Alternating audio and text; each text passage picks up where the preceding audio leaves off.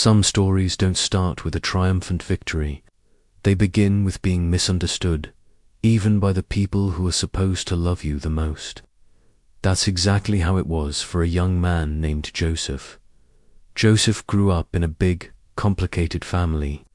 We're talking a lot of brothers, a lot of tension, and feelings that ran way deeper than anyone ever wanted to admit.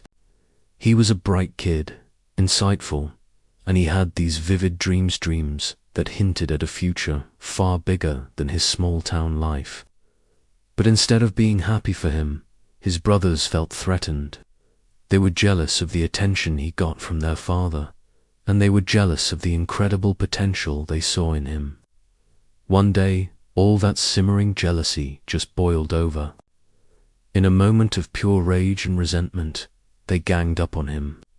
They ripped off the special robe their father had given him, a symbol of his favor, and threw him into a dry well. As if that wasn't bad enough, they then sold him to a group of travelers heading far away to a foreign land.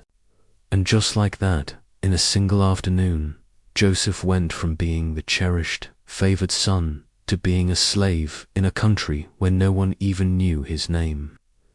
Now, a moment like that could absolutely break a person. Betrayed, abandoned, alone is the kind of trauma that can define your entire life.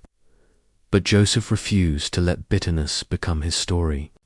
Even as a slave, he worked with integrity. He stayed faithful to his values. And even when he was falsely accused of a crime he didn't commit and thrown into prison, he held on to something deep inside, a quiet, unshakable belief that this was not the end of his story. And it was there, in that dark prison of all places, that Joseph's unique gift began to shine again. He started interpreting the dreams of his fellow prisoners. He used his gift not for personal gain, but to serve others, including 2 men who worked for Pharaoh, the ruler of Egypt. He gave them hope, and in doing so, he unknowingly opened the door to his own freedom. Eventually, word of the prisoner who could interpret dreams reached the top. Joseph was pulled from his cell and brought before Pharaoh himself, the most powerful leader in the known world. Pharaoh was troubled by his own dreams, and no one could tell him what they meant. Joseph, standing there in borrowed clothes, calmly interpreted the dreams and offered a brilliant plan to save the entire nation from a coming famine. In a single day, in one of the most stunning turnarounds in history, Joseph went from prisoner to prime minister. He was elevated from the bottom of a pit to the highest seat in the palace. From a story of betrayal to a story of divine purpose. Years later, the famine he predicted struck the whole region. And who came to Egypt looking for food? His very own brothers. They traveled all that way, desperate for help, never imagining that the powerful governor standing before them, the man who held their lives in his hands, was the very same brother they had left for dead so many years ago. Joseph had every reason to take revenge, every reason to make them suffer the way he had suffered. He could have closed his heart and turned them away, but he didn't.